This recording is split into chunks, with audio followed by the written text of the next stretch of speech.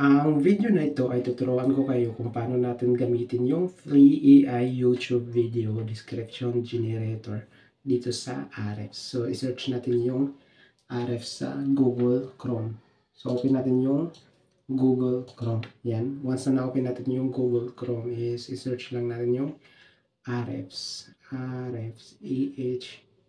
Ahrefs. Yan. So, isearch natin yung Ahrefs. So, search lang natin.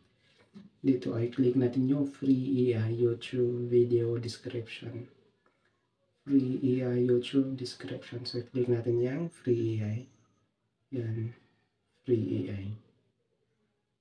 Tapos, dito ay AI writing free AI YouTube video description. Dito tayo sa describe this video. So, i-type natin kung ano yung gusto natin ilagyan ng description. So, ito yung example is how to know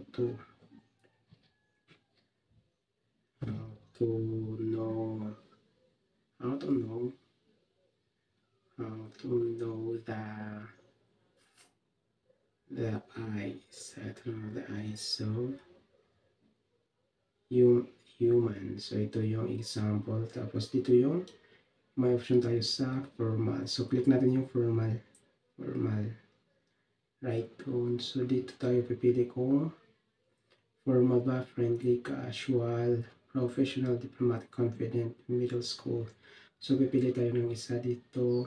Tapos, i-click natin. So, example, dito tayo sa professional. So, click natin yung professional. Tapos, click natin yung generate description. Yan. Description. Generate descriptions. Hintayin natin na mag-verify yung ating free AI description. So, hintayin natin na ma-verify. Or hintayin natin na ma-generate yung ating success. So, success. Ito na yung description sa ating. In this video, we will explore the fascinating topic of how to identify the different parts of the human eye.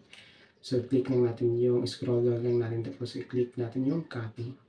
So, may makikita tayong copy dito. So, ito na yung descriptions human eye. So, ito yung example. Tapos, click natin yung copy.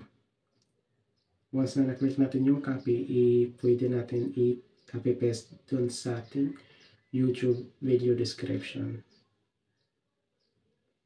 So, ayun, ganun lang kasimple kung paano gamitin yung free AI YouTube video description generator dito sa Ahrefs.